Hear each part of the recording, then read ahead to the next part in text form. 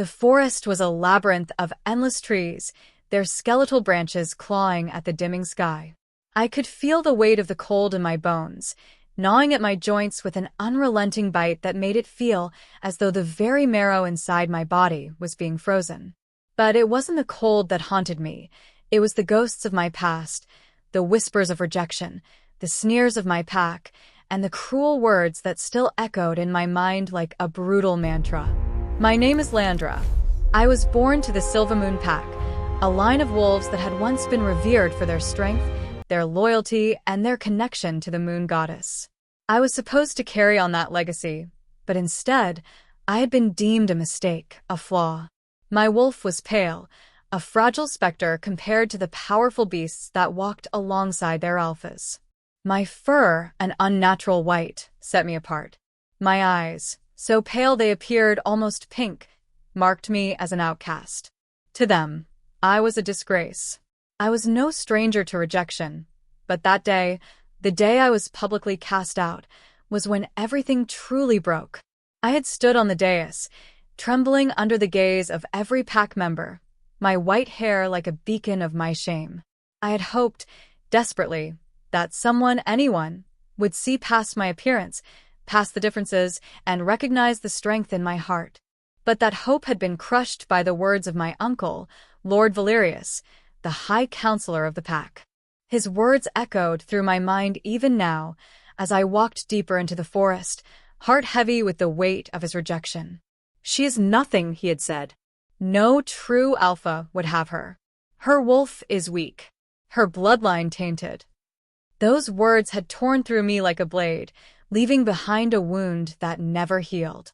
I had hoped for the love of my pack, for the acceptance of the alpha I had secretly adored. Roan, the young warrior I had admired from afar, had stood there too, his gaze full of disdain as he turned his back on me, leaving me to stand alone. That was the moment I truly understood. I would never belong. Not here, not anywhere. Welcome to Floxy's Shifter Romance Tales. Before we dive in, I'd love your support. Kindly hit the likes button and let the story hit 200 likes. Also, subscribe, drop a comment, and tell me where you're listening from. Your engagement means the world to me. Now, let's begin. The path beneath my feet was treacherous, the snow deep and unyielding. My bare feet were numb, the cold gnawing at my skin, but I didn't care. What was a little more pain when my heart felt like it had already been shattered 1,000 times over. The wind howled around me, a mournful cry that seemed to mirror my own soul, and the trees loomed like silent sentinels, watching my every move with disdain. I was walking towards nothing, as I always had. The forest was a maze, its branches twisted and gnarled, reaching out like fingers trying to pull me into the darkness. But I didn't care. I didn't fear the night, or the dangers that could be lurking in the shadows. I had nothing left to lose. As I trudged on, my mind wandered back to the memories of my mother, Alindra, the only one who had ever shown me any kindness. She had died years ago, her last words to me a whisper of comfort before she slipped away. "Endure, my sweet girl. Let your heart be your strength, even when they cannot see it. The world will not always be kind, but that is where your true power lies." Those words, so full of love and hope, had once meant something to me. Now, they felt like nothing more than a cruel reminder of what I had lost. My heart, once full of fire, now felt like a cold ember, struggling to keep from being snuffed out completely. But then something caught my eye. Through the swirling snow, there was a figure, a shape larger than any wolf I had ever seen. My steps faltered as I squinted against the darkness, trying to make sense of the shadow ahead. Was it a rogue? A pack member from a different territory? I couldn't be sure, but something told me it was a creature of the wild, something dangerous and untamed. I felt a pull, an instinct that had been dormant for so long. Curiosity, something I had buried deep inside me, stirred within me. Was it possible? Could I have found something in this frozen wasteland that wasn't dead or broken? I forced my feet forward, though every step was a battle against the weight of my own despair. As I drew closer, the figure came into sharper focus. It was a wolf, its fur black as the void itself, lying motionless in the snow. Blood pooled around it, staining the pure white like a dark omen. My heart skipped a beat. This wasn't just any wolf, it was massive, larger than any I had ever encountered, and it was injured. I rushed toward it without thinking, instinctively kneeling beside the giant creature. Its breathing was shallow, labored, and I could see the wound that was slowly killing it. A deep gash, blackened at the edges, its center seething with a silvery poison. Silver. The same poison that had killed so many of our kind. I froze, my pulse racing. The rogue wolf was dying, and the poison would soon claim its life. But then, something inside me refused to let it go. Was it my mother's voice urging me on? Or perhaps it was the last flicker of hope I had buried deep inside, telling me that even in the face of death, there was something worth fighting for. I reached out, trembling fingers brushing against the wolf's fur. "Please," I whispered, "don't die." It was an absurd thing to say. The words felt hollow, meaningless. But they were all I could offer as I watched the wolf's life slip away. For a moment, I thought about leaving. It would have been the sensible choice. Let the wilderness claim him. He was a rogue, a creature I should fear. But then, the wolf stirred, a soft whine escaping its throat. A sound that was too human, too familiar. It was in that moment, when the pain in the wolf's eyes mirrored my own, that I knew I couldn't turn away. The wind howled through the trees, as if the entire forest itself was mourning the death of something important. Or maybe it was mourning me. I had always felt like the world was better off without me, a mistake in the grand design, a broken piece that didn't fit. But in this moment, kneeling beside the massive, dying wolf, I realized something. Perhaps we weren't so different after all. He, too, was broken. He, too, was an outcast. And in some strange way, we both needed each other. The wolf's labored breathing brought me back to the present. His massive frame was barely moving, and the blood pooling beneath him was a stark reminder of the poison coursing through his veins. Silver. My heart clenched in my chest. I knew what that meant, death. No wolf could survive silver poisoning for long. Yet, there was something in me that refused to accept that. I had to try. I couldn't just leave him here to die alone. As I looked at the wolf, my mind was filled with an overwhelming sense of helplessness. I wasn't strong enough to save him. I wasn't strong enough for anything. My wolf, a pale shadow inside me, was nothing compared to the power of this creature. I could feel my own weakness pressing against me like a suffocating weight. But still, I couldn't walk away. Not from him. Not again. I glanced around, looking for anything that could help. The snow was thick around us, and the forest was silent, as if it were holding its breath. I wasn't sure what I expected to find. A healer's kit? A magical solution? Of course, there was nothing like that. All I had was the raw desperation to save him, to save something. With shaking hands, I gripped the thick fur of the wolf's scruff, pulling with all my might. My body screamed in protest, the muscles in my arms straining as I dragged his dead weight through the snow. He was massive, a king among wolves, and yet now he was helpless, just like me. My mind screamed at me to stop. This was impossible. I was nothing but a weak omega, a pale excuse of a wolf who couldn't even protect herself. How could I protect this magnificent beast? But then I heard it. A low, mournful whine, a sound so soft and painful it almost broke my heart. It was the sound of a creature who had known nothing but strength, now reduced to nothing more than a broken shell. And I couldn't leave him to die like that. With a surge of determination, I pulled again. Inch by inch, I managed to drag him toward the shelter of a small abandoned cabin I had spotted earlier. The journey was agonizing. My hands were numb from the cold, and my body was on the verge of collapse. But I kept going. I had no other choice. When we finally reached the cabin, I collapsed, panting for breath. The door creaked as I pushed it open, and I struggled to pull the wolf inside. It wasn't much, a dilapidated wooden structure, with barely enough room to move, but it would have to do. There was no other option. The wolf groaned weakly as I settled him against the stone wall, his massive frame almost filling the entire room. I could feel the heat radiating off his body, even in his weakened state, and it gave me a small flicker of hope. I wasn't alone anymore. We weren't alone. We could survive this together. But first, I needed to tend to his wound. I scanned the room, looking for anything that could help. I had no healing skills, no knowledge of how to treat a wolf with silver poisoning. But my instincts took over. I grabbed a few strips of cloth from the tattered bedding and found a small pot. My hands were shaking as I filled the pot with snow, carefully placing it over the small fire I managed to start. The fire flickered weakly, but it was enough to heat the water.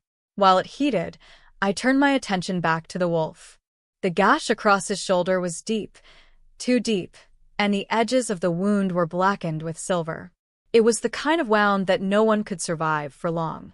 I had heard stories of wolves who had been killed by silver, their bodies rotting away from the inside out.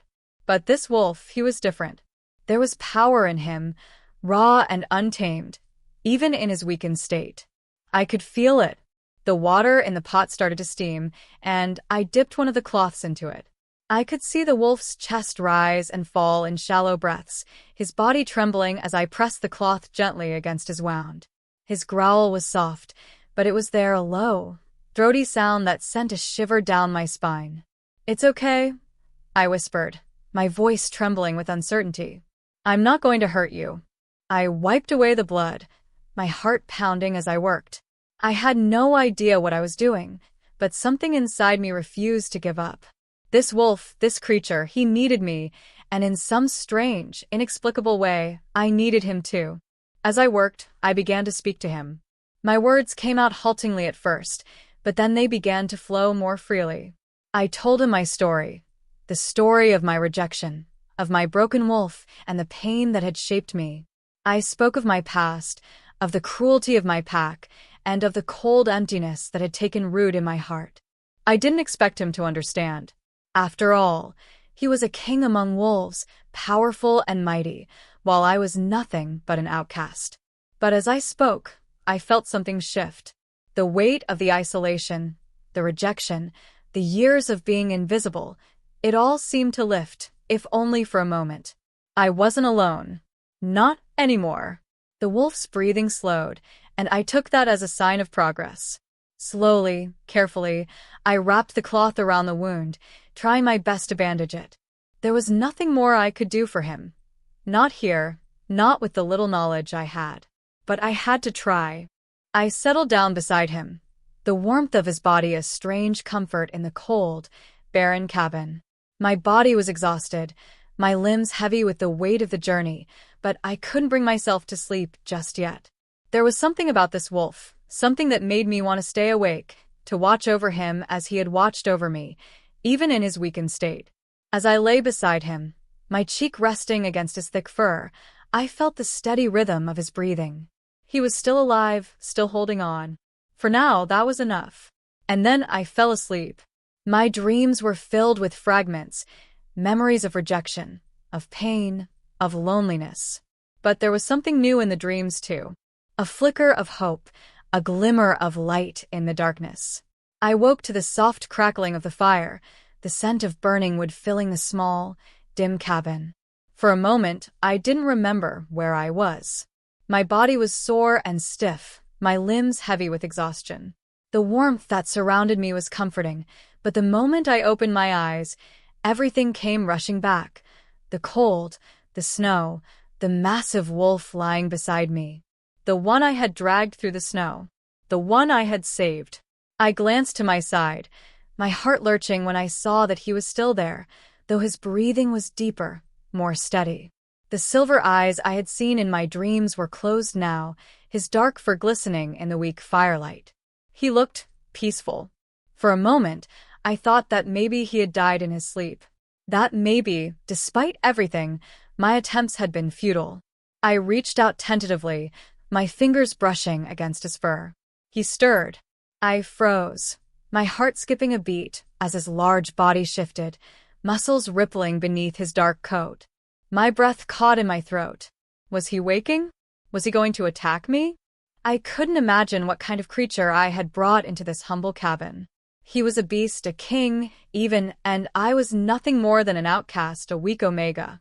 But the wolf didn't attack. He simply lifted his head, his silver eyes flashing open and locking onto mine. My breath hitched.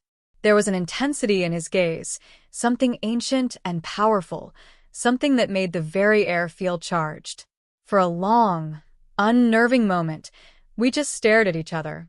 I couldn't breathe, couldn't move, could barely think as I took in his features, the sharp planes of his face, the strength in his posture, the undeniable presence that radiated from him. He was magnificent, terrifying, yet strangely comforting. "Who are you?" I whispered, my voice trembling despite myself. The wolf didn't answer immediately. Instead, he shifted, slowly and gracefully, as if his muscles were adjusting to his own new form. Before my very eyes, the wolf's body began to change, elongating, his limbs becoming more human-like, until there was nothing left of the creature that had lain beside me but a man. The man who now stood before me was overwhelming. He was tall, taller than any man I had ever seen. His broad shoulders filled the space of the small cabin. His features were striking: high cheekbones, a strong jawline, and thick, dark hair that fell to his brow. His eyes, those silver eyes, fixed on me with an intensity that made my heart race. For a moment I thought I might faint. This was no ordinary wolf. No rogue. No stranger. He was something more. I backed away instinctively, pressing myself into the corner of the cabin. My body trembled, not with fear, but with something else. A raw, primal recognition that stirred deep within me, something that had been buried for years. I knew him, or perhaps I knew of him. "Do not be afraid." His voice was low, like the rumble of thunder far off on the horizon, but there was something strangely soothing in it. "I will not harm you." I couldn't stop myself from staring at him, my mind struggling to understand what had just happened. The man, this Alpha, was standing before me, naked, his powerful frame still covered in the remnants of blood and battle. He wasn't just any man. He was a king, a ruler. What are you?" I asked, my voice a breathless whisper.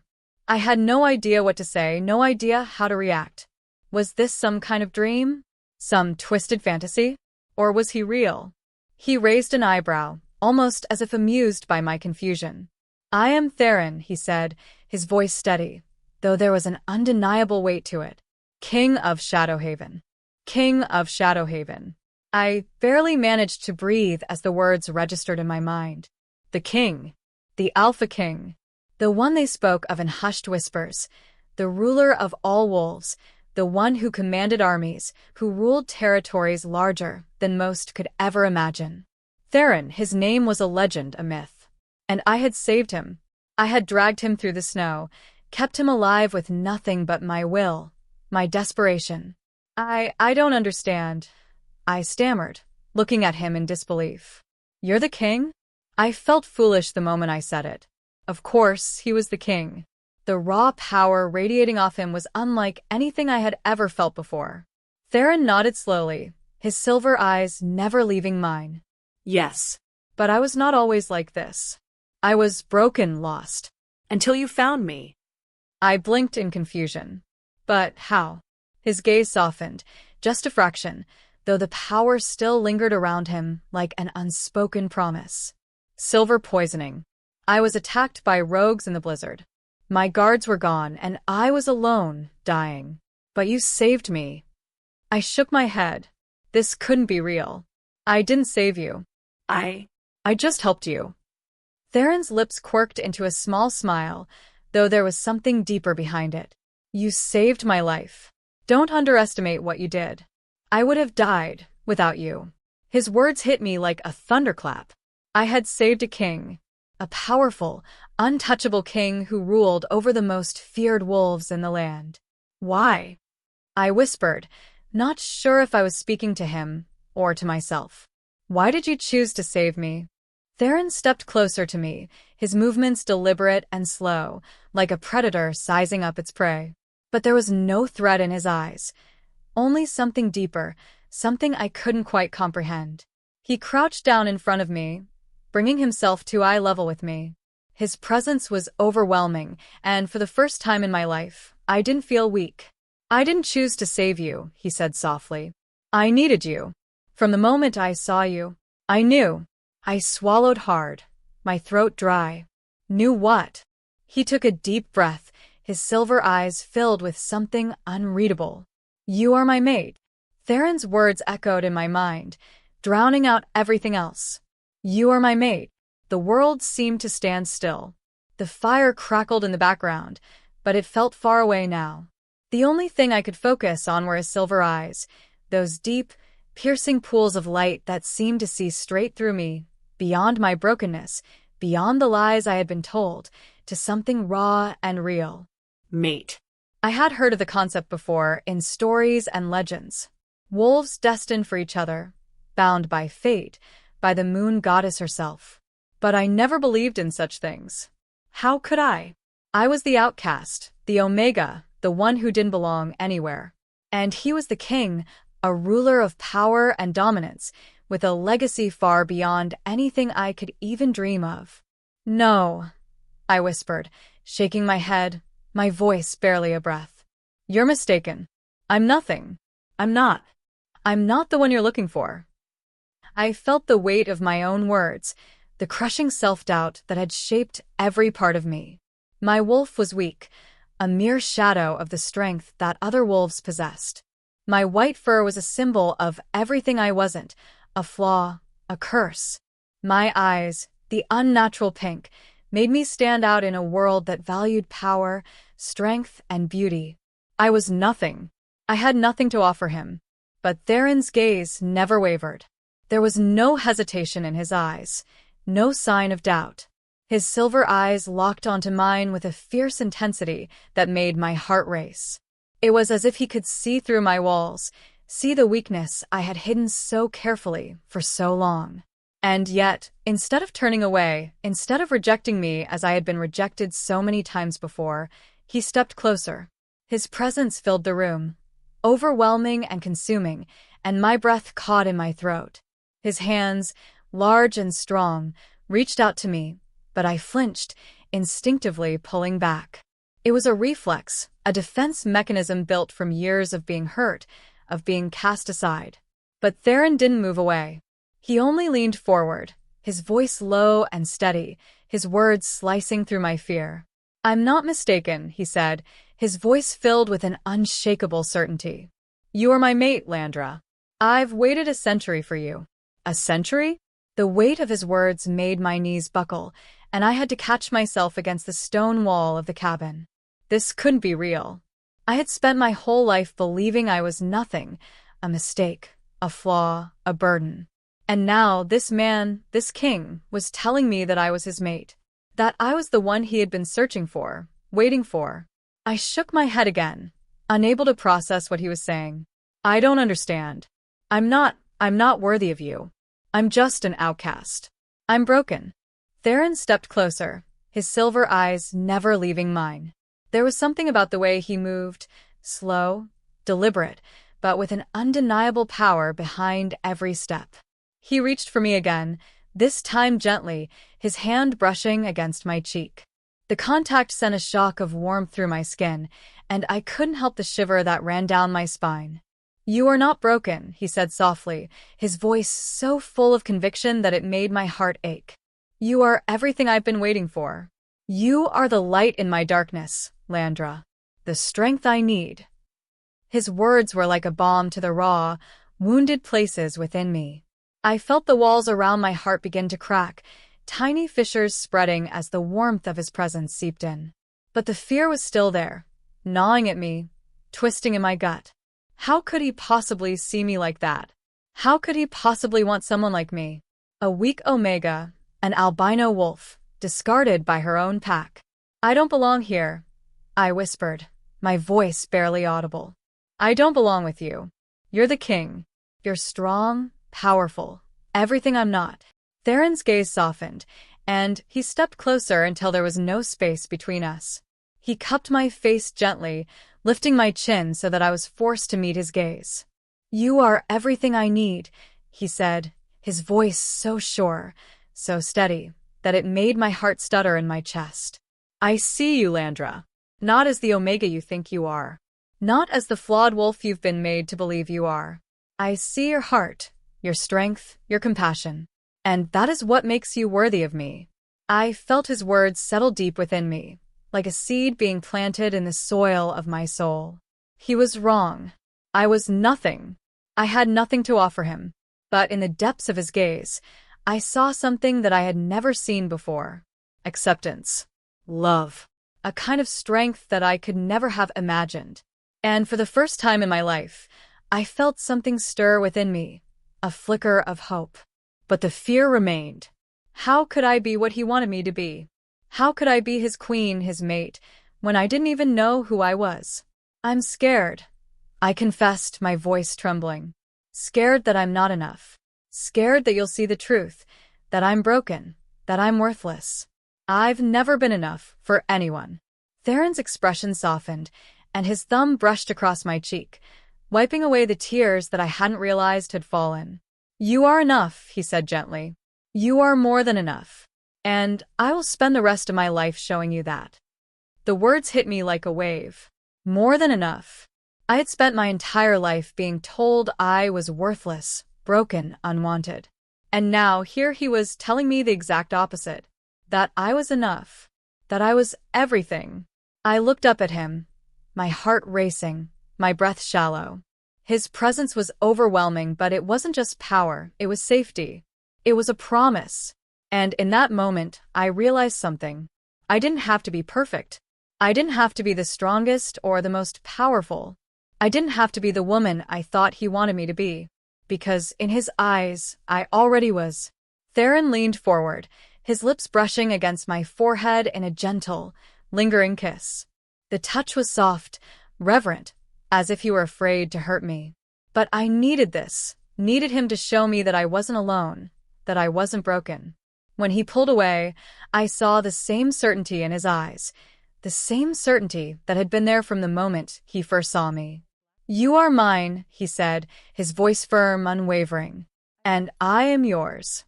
The weight of Theron's words, "You are mine and I am yours," settled heavily in the air between us.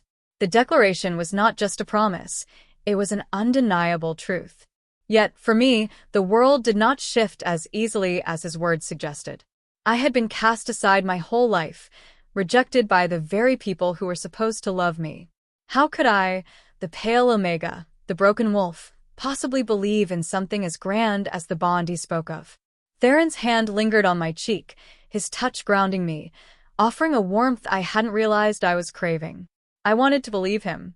I wanted to fall into the safety of his arms, to embrace the life he was offering me. But the scars of my past ran deep, and no matter how much his silver eyes called to me, no matter how much his presence enveloped me, the fear inside me refused to let go. For years, I had been told that I was nothing. My own pack had abandoned me. My own blood had deemed me a flaw. The stories I had told myself, of being broken, of being less than, of not deserving love, were all I knew. How could I simply cast them aside and believe in something I had never been shown? How could I trust that this bond with Theron, was not another cruel joke played by the universe? I stepped back, breaking the connection between us, though my heart screamed at me to stay. Theron, ever patient, watched me carefully, his expression unreadable. He was not angry. He was not frustrated. He simply waited for me to find my way to him in my own time, at my own pace. "I don't know if I can do this," I whispered, my voice breaking as the fear I had tried to suppress began to flood my chest. "I don't know if I can be what you want. I'm not strong enough, Theron. I'm not enough." The words tasted bitter on my tongue. I had said them to myself 1,000 times before, but saying them aloud, to him, to my king, made the truth sting even harder. My insecurities, my doubts, threatened to suffocate me. Theron took a step forward, his eyes filled with a sadness that mirrored my own. "You are not broken, Landre," he said, his voice low and steady, like a calming storm. "Your strength is not in your power, but in your heart. It is your compassion that makes you stronger than anyone else. You saved me when you had nothing. You didn't hesitate. You didn't turn away. That is what makes you my mate." His words hit me harder than I expected. I had never thought of myself as strong, had never seen my compassion as a strength. But as I looked into his eyes, I began to understand. He wasn't asking me to be something I wasn't. He wasn't asking me to change, to become a powerful alpha or an unstoppable warrior. He was asking me to be the woman I was, flaws and all, and to trust that it was enough. But the fear still lingered. The fear of rejection. The fear that no matter how much Theron cared, others would never accept me. I had seen the looks, the whispers behind my back, the stares full of pity and disdain. Even here, in the warmth of Theron's presence, there were forces beyond our control that would seek to tear us apart. "I'm scared," I admitted, my voice trembling with vulnerability. "Scared that I'll never be enough. Scared that the court will never accept me. They'll see me as the weak, broken Omega I've always been. They'll see how flawed I am, and they'll never accept me by your side." Theron's expression softened, his hand reaching for mine. He gently took it in his grip firm, yet tender. "They will accept you, Landre," he said, his voice unwavering. "Not because you are perfect, but because you are mine. And I will make sure they know it. You are my queen. And they will see the strength in you that I see. You have nothing to fear." I swallowed hard, the knot in my throat tightening. I wanted to believe him. I wanted to trust him more than anything. But the fear was so strong, so overwhelming, that it felt like a constant weight pressing down on my chest. "You don't understand," I whispered, shaking my head. "I'm not like them. I don't belong here. I've never belonged anywhere. My wolf, she's weak. She's nothing like yours. She's not strong enough to fight for me. I'm not strong enough." Theron stepped closer, his eyes searching mine with an intensity that made my breath catch. "You are stronger than you realize, Landre," he said, his voice like a balm to the wounds inside me. "You've survived everything they've thrown at you. You've survived rejection, pain, isolation. That is strength. You have a heart that has never hardened, never turned away from the world, no matter how cruel it's been to you." He reached for me then, his hands gentle but insistent as he pulled me into his embrace. His warmth surrounded me, and for the first time in my life, I didn't feel alone. I felt safe. His presence filled me with a quiet certainty that I had never known before. The fear was still there, gnawing at the edges of my mind, but it was no longer all-consuming. His touch, his strength, was a steady reminder that I wasn't broken, that I was worthy of him, worthy of the love he was offering me. I didn't know what the future held. I didn't know if I could ever truly accept the bond between us, if I could ever be the mate he deserved. But in that moment, in his arms, I felt a flicker of hope. Maybe I didn't need to be perfect. Maybe, just maybe, I only needed to be myself. "I will never leave you," Theron whispered, his lips brushing against my forehead. "I will stand by you no matter what comes. You are mine, and I am yours. And together, we will face whatever challenges the world throws at us." His words settled over me like a warm cloak, a protection I had never known before. The fear was still there, but it was no longer suffocating. It was manageable. I could breathe. I could trust.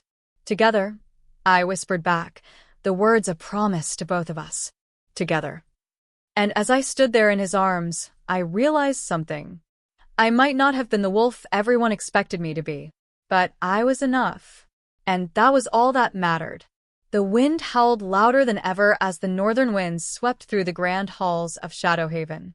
The castle, with its towering stone walls and intricate tapestries, felt unusually cold. I had been trying to adjust to my new life here, trying to find my place by Theron's side, but the world outside seemed determined to remind me of the burden I still carried. The sun had barely risen when the announcement was made. The Northern Council, the group of high-ranking leaders from neighboring territories, was arriving to discuss alliances and renew trade agreements. But for me, it was more than just a diplomatic visit. It was a reminder of the world I had come from, the world that had rejected me. Lord Valerius. The name struck me like a bolt of lightning.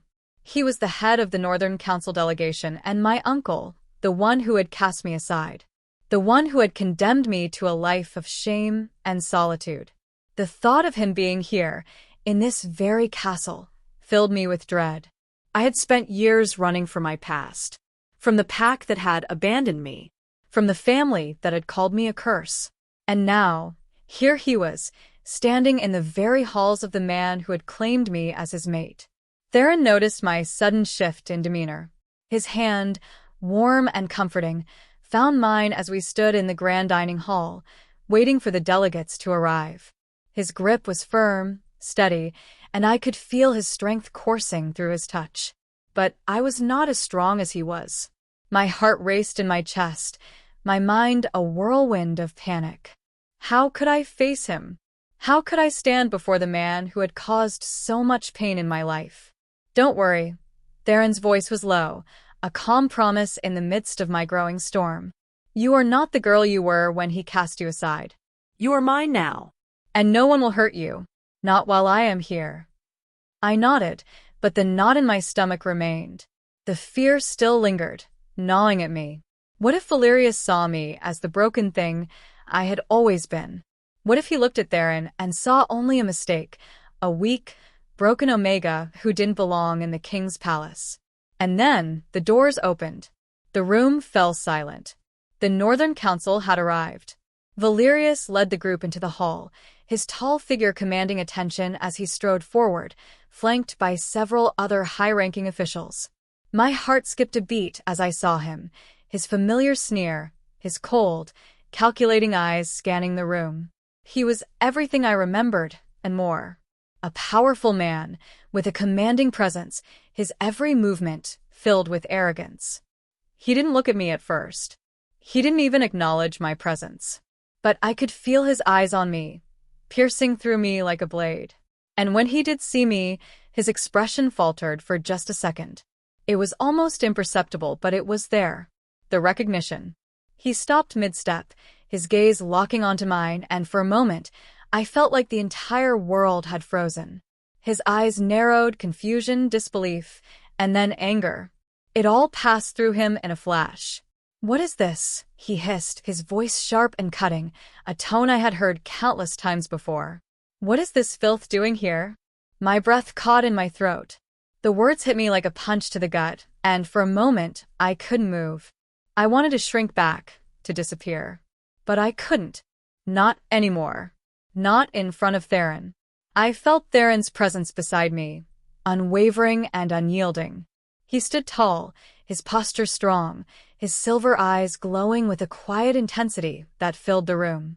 His aura, his power, radiated off him like an impenetrable shield, and I could feel the weight of it pressing back against the world that had once sought to break me. Theron took a step forward, his voice calm but lethal. "Lord Valerius," he said, his tone icy, every syllable dripping with authority. "I would advise you to show my mate the respect she is due." Valerius's eyes flickered between us, his gaze darting from Theron to me, and then back again. The disbelief in his eyes was palpable. He took a step forward, his voice rising. "Your mate?" He spat the word, as if it were venom. This Omega? This broken creature? This filth? You have lost your mind, Theron. You've chosen a disgrace from my own bloodline to be your queen." The word struck me harder than anything I had expected. I felt the sting of his condemnation, the judgment in his voice. It was the same look I had seen in my packmate's eyes. The same cruelty that had driven me to the edge of sanity. The same rejection. But then Theron stepped closer to me, his arm wrapping protectively around my shoulders, pulling me close to his side. His eyes blazed with a fury I had never seen before. "You will not speak to my mate that way again," he said, his voice low and dangerous, like the rumbling of thunder before a storm. "She is not yours to judge. She is not yours to reject." Valerius's face turned crimson with rage. He opened his mouth to speak again, But Theron raised a hand, silencing him with a single, commanding gesture. "You will not speak again unless it is with respect, Valerius," Theron continued, his voice unwavering. "You cast her aside, but I have chosen her. She is my queen, and you will treat her as such." The room was dead silent. Every eye in the hall was on us, the tension thick enough to cut with a knife. And then, Theron turned back to Valerius, his voice like ice. "You will leave now, and you will never speak of her again. You have no place here." For a moment, it seemed as though Valerius might challenge him, might try to fight back. But then he saw the fire in Theron's eyes, the raw power that radiated from him like a living force.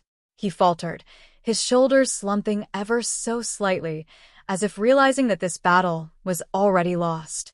With a final, venomous glare at me, Valerius turned and stormed out of the room, his delegation following behind him in tense silence. The doors slammed shut behind them, and the room remained still for a moment longer, the echoes of Valerius's anger lingering in the air. But then, as if the storm had passed, I felt the weight on my shoulders lift. I was no longer the broken Omega. I was no longer the girl who had been cast aside. I was Theron's mate. I was his queen. Theron turned to me, his silver eyes softening, though there was still a fire in them. "Are you all right?" he asked, his voice gentle. I looked up at him, and for the first time in my life, I didn't feel the weight of the world crushing me. For the first time, I didn't feel alone. "Yes," I whispered, my voice filled with a quiet strength I hadn't known I possessed. "I'm with you." The air in the grand hall felt suffocating, the echoes of Valerius's departure still reverberating through my mind. I could hear the quiet murmurs of the council members and the distant rustling of attendants trying to return to their duties, but all I could focus on was the heat in my chest, the combination of Theron's protection and the humiliation I had just endured.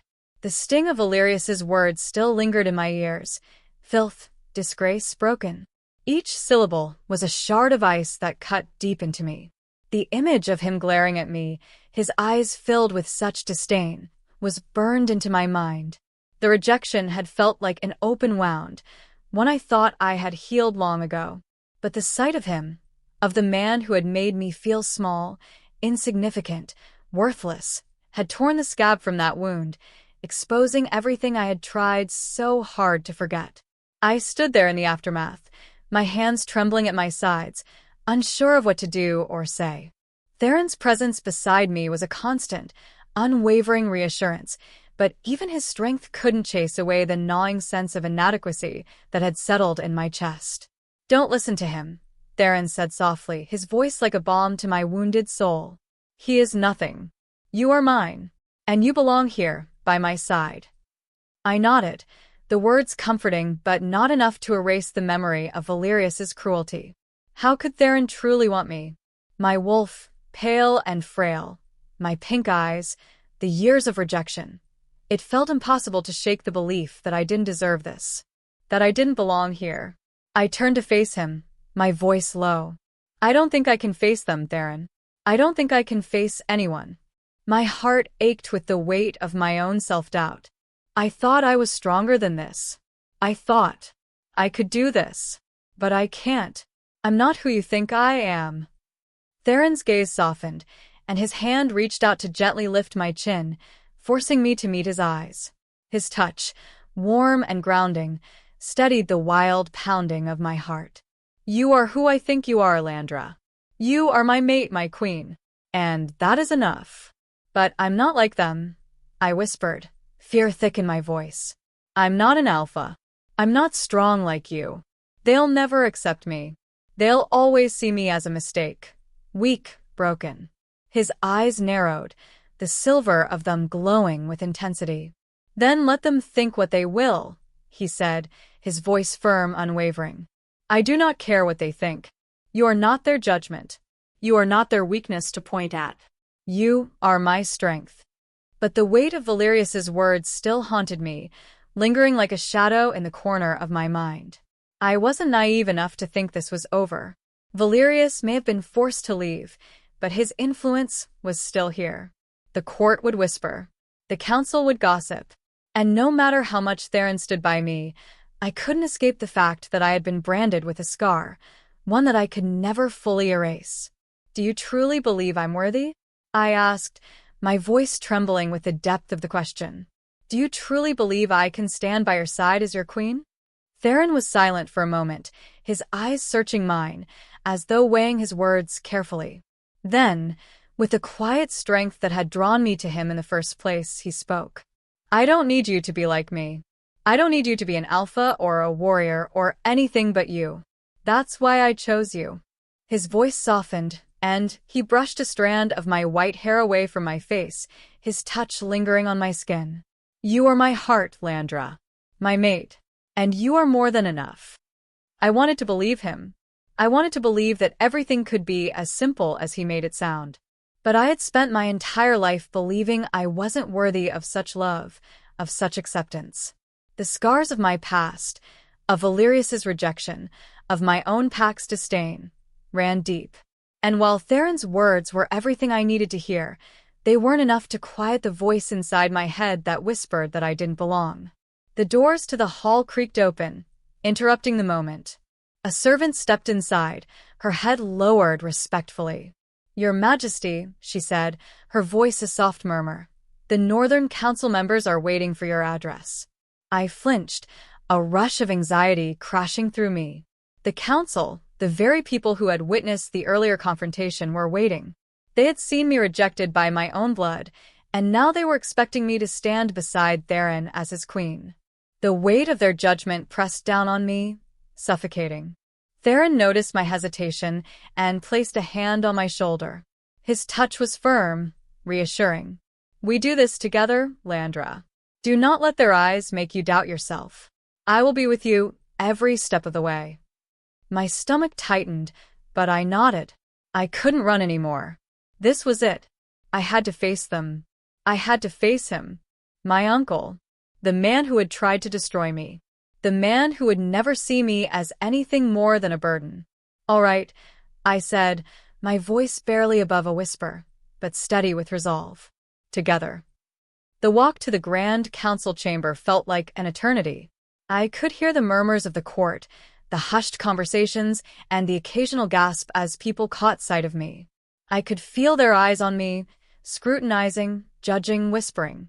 But I kept my head high, focusing on Theron's presence beside me. His strength, his unwavering support, was the only thing that kept me from crumbling under the pressure. As we entered the council chamber, the room fell silent. Every eye turned to us. The Northern Council members, all powerful leaders in their own right, were seated around a large oval table. The room was ornate, filled with dark wood and polished stone, the walls lined with tapestries depicting battles won and territories claimed. It was a place of power, and yet it felt foreign to me. I had never been part of this world. I had never been welcomed here. I could feel my heart racing, my palms sweating, but Theron didn't waver. He walked beside me with such confidence, such certainty, that for a brief moment, I almost forgot my own fear. Almost. Theron took his seat at the head of the table, motioning for me to sit beside him. The council members' gazes shifted between us, some with curiosity, others with uncertainty. Valerius's earlier words hung heavily in the air, unspoken, but present in the weight of their stares. The moment I sat down, the council members exchanged quick glances, their unease palpable. But then, to my surprise, Theron spoke. "Today, we do not just discuss trade and alliances," he began, his voice strong, commanding the attention of every person in the room. "We are here to reaffirm what has already been decided. Landre is not just my mate. She is my queen, and she will be treated as such." A murmur ran through the room, the council members exchanging looks. I could feel their judgment, their disbelief, but Theron's declaration was clear. It was absolute. "No one will question her place here," he continued, his voice unwavering. "She stands beside me as my equal. And if any of you have a problem with that, then I suggest you keep it to yourselves. I will not tolerate disrespect." The room went silent. And for the first time since I had arrived at Shadowhaven, I felt a flicker of power surge within me, not my own, but Theron's, and the way he was claiming me as his equal. The tension in the room was palpable, but it was no longer directed at me. It was directed at the very people who had once rejected me, who had once made me feel small and insignificant. And now, with Theron by my side, they would have to see me for what I truly was, his queen. The Grand Council chamber felt like an arena, each of the council members seated in a semicircle, their cold, calculated stares fixed on me. Even though Theron had claimed me as his mate, had declared me his queen, I felt the weight of their gaze like 1,000 knives. Their judgments, unspoken but palpable, hung in the air, a thick fog of disapproval and doubt. The air was heavy with tension as the council meeting stretched on. While Theron had made his declaration clear, his protection and support unwavering, the room was still rife with discomfort. There was no denying it. They didn't want me here. They didn't want someone like me, an Omega, a wolf cast aside by her own pack, sitting at the table of power. I could feel their eyes boring into me, trying to unravel me with their looks. I could hear their whispers, though they kept their voices low, just beneath the hum of the conversation. She's not worthy. She's nothing like him. She's an outcast. How could he choose her? Each whisper felt like a blow. I tried to hold my head high, to maintain some semblance of dignity in the face of their disdain, but the sharp sting of their rejection made it hard to breathe. I could feel myself shrinking inside, that familiar sense of inadequacy creeping up, ready to swallow me whole. Was this really where I belonged? But then I felt it. Theron's hand gently brushed mine under the table. A simple gesture, but one that grounded me, that reminded me of why I was here. He was by my side. And though the council didn't accept me, he did. That was enough. Theron's voice broke through my internal turmoil. We are here not only to discuss alliances, but to solidify our future as a united kingdom. Landre will be at my side as my queen. No more discussion. His tone was resolute, brooking no argument. He glanced around the room, his silver eyes glowing with quiet authority. The matter is, his words were like a command that sliced through the air. Yet as Theron spoke, I saw the undercurrent of unrest among the council members. They might have been forced to accept me for the moment, but their faces betrayed their discomfort.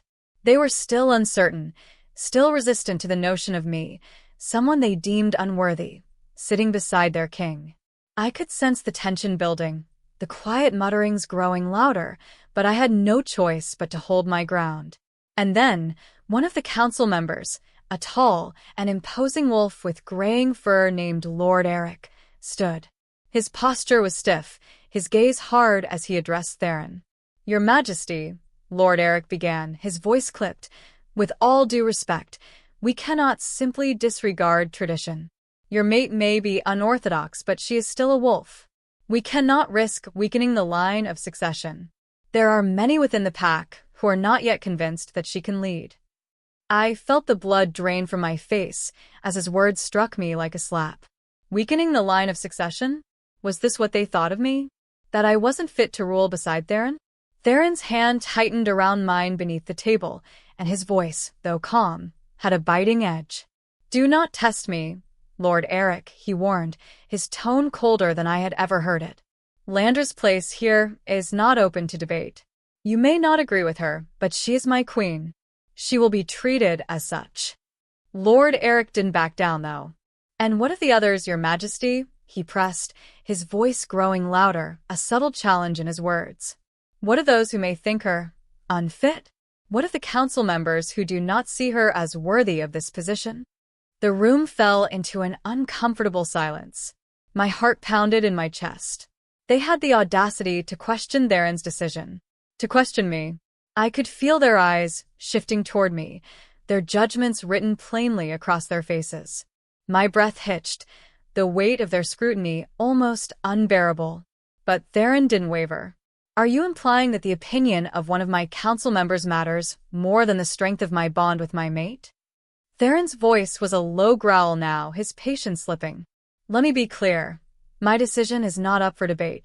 I held my breath, the room hanging in perfect silence. The weight of the tension between us, between Theron and the council was almost unbearable. And yet, I couldn't shake the feeling that the battle was far from over. The council might not have spoken their dissent aloud, but I could feel it in the air, in the way they watched me, in the way they measured my every move. The moments stretched on like an eternity. Lord Eric stood unmoving, his eyes narrowed, but his defiance wavered. He clearly underestimated the depths of Theron's commitment to me. Slowly, after what felt like a lifetime, Lord Eric bowed his head, conceding the point. But it wasn't the end. I could see the glint of lingering resentment in his eyes. "Very well," he muttered, his voice grudging. "We will defer to your judgment, Your Majesty. But know this, many are watching.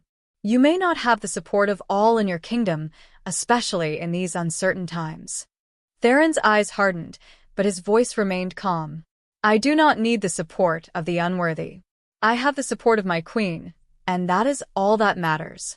He stood, his voice booming with the authority of a ruler who would not be shaken. "Now, let's move forward with the business of the kingdom. The future of Shadowhaven depends on our unity." The tension in the room didn't dissipate completely, but it did shift.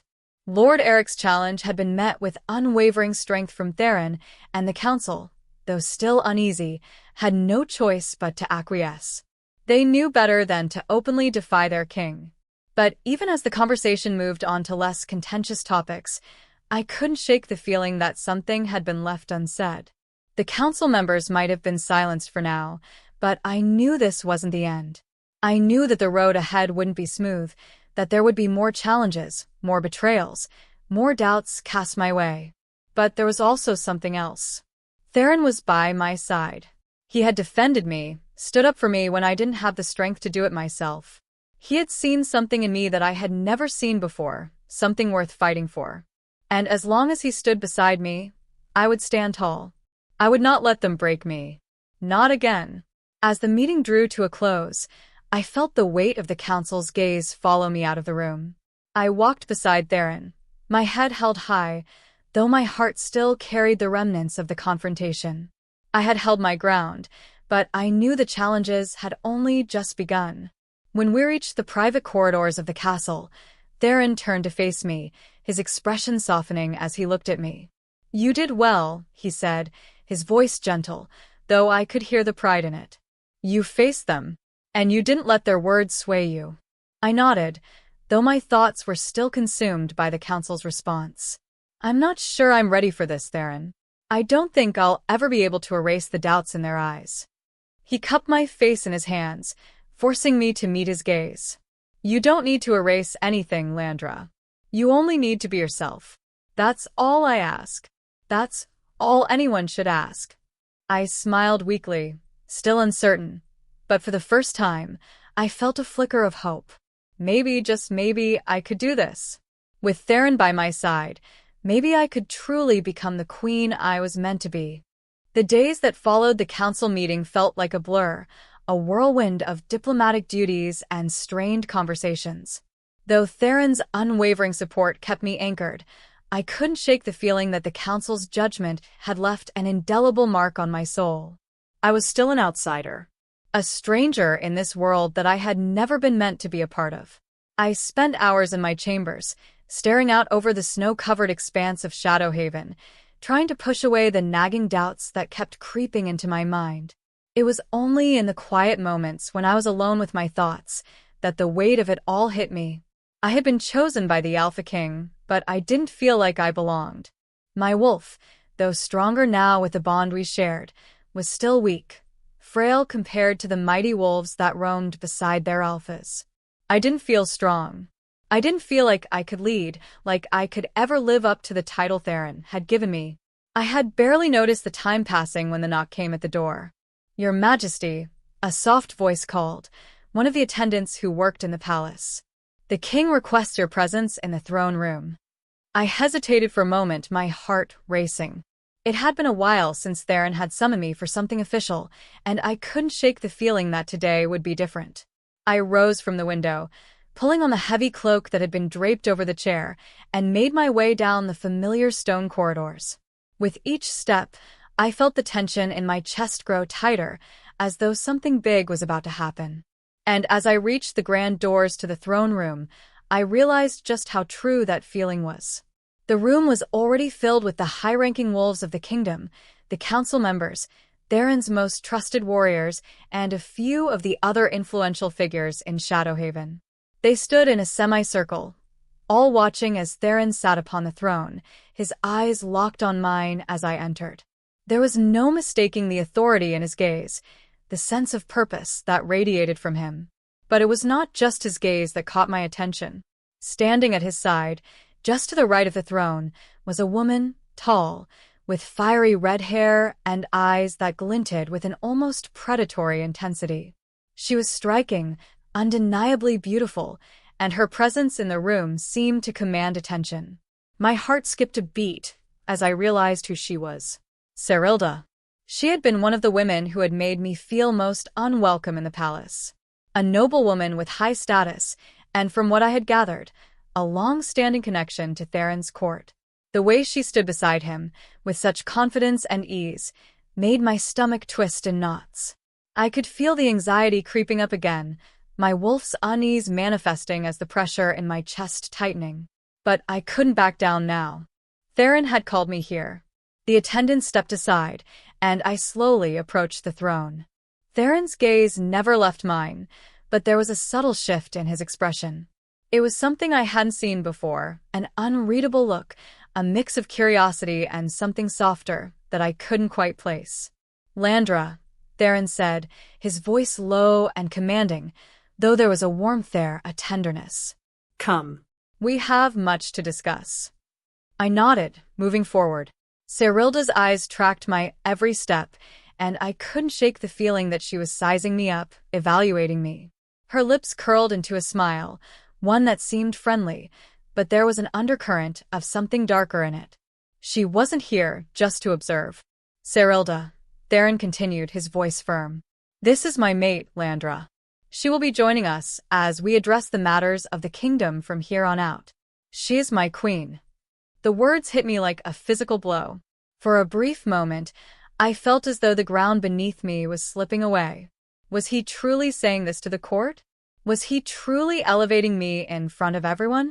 Serilda didn't flinch at Theron's declaration, but I could see the tension in her eyes. The challenge. The subtle challenge. And Landre, Theron continued, I've decided it is time for you to be formally introduced to the court. To step into the role you are meant to play at my side. The weight of his words hung in the air. Formal introduction. A public display. A declaration of my place at his side. It was everything I had feared, and yet, everything I had hoped for. I stood there, frozen for a moment, trying to gather the strength to speak. My heart was pounding in my chest. I could feel the eyes of everyone in the room on me, their scrutiny heavy. I wasn't prepared for this. I had never been prepared for this moment, for the responsibility that came with it. But here I was, standing at Theron's side, a queen not yet fully formed, but one that he believed in. I turned my gaze to him, seeking strength in his eyes. And when I found it, I breathed a little easier. I could do this. I would do this. I stepped forward, taking the position beside Theron, my place next to his throne as it was meant to be. The room was silent as I stood there, trying to push past the anxiety gnawing at me. Thank you, Your Majesty, I said, my voice steady, though it wavered just slightly, for giving me this chance. The court watched, waiting for my next move. And I could feel the weight of their judgment, the way they watched me, evaluating me. It wasn't lost on me that I was still an outsider. I still had to prove myself. But for the first time, I realized that I didn't have to prove anything to anyone but myself. I took a deep breath and looked out over the council. I could do this. I could stand here, beside Theron, as his equal. Because this wasn't just about proving my worth to them, it was about proving it to myself. Later that day, after the formal meeting had ended, Theron led me to a private chamber. The grand hall had emptied, and we were now alone. I couldn't quite get the feeling out of my chest, the weight of being thrust into the spotlight, of standing before the court, and the lingering tension with Serilda. I couldn't ignore the flicker of competition in her eyes. There was something between her and Theron that I couldn't deny. The way she looked at him. The way she moved. I don't trust her, I confessed quietly as Theron sat beside me, his hand on mine. There's something about Serilda. She's a threat, isn't she? Theron's silver eyes softened as he looked at me, his thumb gently brushing over the back of my hand. Serilda is an ambitious woman. She has always been a part of my court, but she will never be my queen. His voice was calm but firm, and there was no hesitation in his words. You, Landre, are my choice. And that will never change. I looked at him, seeing the absolute certainty in his eyes. But there was a flicker of doubt that still gnawed at me. I want to trust you, I said quietly, my voice breaking. But the court, they'll never accept me. They'll never see me as your equal. Theron pulled me closer, wrapping his arms around me, his warmth comforting against the cold uncertainty in my heart. They will. In time, they will. And in the meantime, I will fight for you. I will fight for us. This has been Floxy's Shifter Romance Tales. Like, subscribe, and I'll meet you in the next story.